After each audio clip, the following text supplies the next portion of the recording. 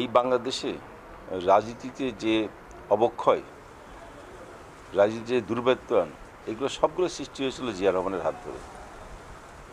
এটা 1975 সালে জাতির পিতাকে হত্যার পর এই রাষ্ট্র ক্ষমতা দখল করে জিয়া রহমান তখন এই দেশের রাজনীতিটাকে ধ্বংস করে দিয়েছিল। জিয়া রহমান নিজেই বহুবার বলছেন, I will make politics difficult for the politician. এটা তো আমাদের কথা না, জিয়া রহমানের কথা ছিল, এবং উনি তাই করেছিলেন। এই যে রাজনীতিবিদদের কেনা বেচা, এটা তো উনি করেছিলেন। আওয়ামী লীগকে ভেঙে টুকরো টুকরা করার জন্য সেই সময় মিজান চৌধুরী সহ অনেকেই উনি টাকা দিয়ে অর্থের বিনিময়ে দল ভেঙেছিলেন। তো এই যে বাংলাদেশের রাজনীতির যত কলুষিত যত কাজগুলো, সবগুলো জিয়া রহমানের হাত দিয়ে করা।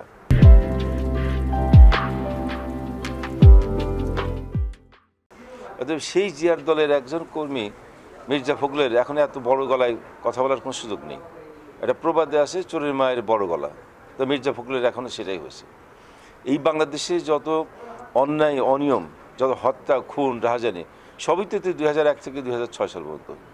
ওনার নেতা যেটা পলাতক আছে, লজ্জা হওয়া উচিত বিএনপির যে তার নেতা, শীর্ষ নেতা দণ্ডপ্রাপ্ত পলাতক আসামি। তো সেই দলের আবার নেতা হয়ে আবার অন্যের ভুল ধারা নিয়ে বড় বড় কথা বলে লজ্জায়।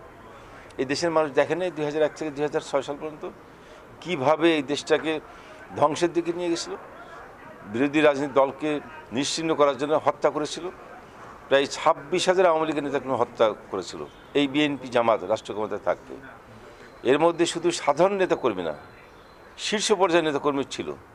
যেমন আমাদের সাবেক অর্থমন্ত্রী কিবরিয়া সাহেব, আমাদের এমপি হাসানুল্লাহ মাস্টার অত্যন্ত জনপ্রিয় শ্রমিক নেতা ছিলেন, আমাদের এই মনজুরুল ইমাম খুলনার মেয়র ক্যান্ডিডেট ছিলেন, আমাদের মমতাজ আহমেদ নাটোরের উনি এমপি ছিলেন।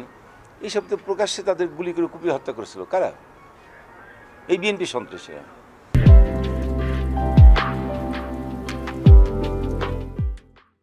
তো এরা আবার কি করে বলে যে বিরোধী দলকে নির্যাতন নিপীড়ন করার কথা বলে? আজকে বিএনপির বিরুদ্ধে যে সমস্ত মামলা হয়েছে গত 10 বছরে, সুনির্দিষ্ট অভিযোগের ভিত্তিতে মামলাগুলো হয়েছে। এই যে 2012-13 সালে, 14 সালে, 15 সালে ওই সময় যে মামলাগুলো হয়েছিল, কেন হয়েছে? বিএনপি জামাত তারা যুদ্ধাপরাধীদের বিচার বন্ধ করার জন্য সারা দেশে যে সহিংসতা করেছিল, সেই সহিংসতা যারা নেতৃত্ব দিয়েছিল, যারা নির্দেশ দিয়েছিল, তাদের সুনির্দিষ্ট অভিযোগের ভিত্তিতে তাদের বিরুদ্ধে মামলা হয়েছিল। এরপরে গত নির্বাচন বানচাল করার জন্য এই 2024 সালের নির্বাচন যে অনুষ্ঠিত হলো, এই নির্বাচন বানচাল করার জন্য বিএনপি টানা 2-3টা বছর আন্দোলনের নামে সহিংসতা করেছে। বাসে আগুন দিয়েছে, ট্রেনে আগুন দিয়ে মানুষ পুড়িয়ে হত্যা করেছে। তো এই সমস্ত হত্যাকাণ্ডের সঙ্গে, নাশকতা কর্মকাণ্ডের সঙ্গে যারা জড়িত ছিল, তাদের বিরুদ্ধে সুনির্দিষ্ট অভিযোগে মামলা হয়েছে। তো সন্ত্রাসী কর্মকাণ্ড করবেন আর মামলা হলে পরে বলবেন রাজনীতি হয়রানি হচ্ছে। রাজনীতিবিদদের কি এই ধরনের বাসে আগুন দিয়ে, ট্রেনে আগুন দিয়ে মানুষ পুড়িয়ে হত্যা করার কোনো অধিকার দিয়েছে নাকি জনগণ? আমাদের এই সময় তেলের দাম আন্তর্জাতিক বাজারে বৃদ্ধি পেয়েছে বিধায়ী আমাদের এখানে হয়তো 1 টাকা 2 টাকা বৃদ্ধি করা হচ্ছে লিটার প্রতি।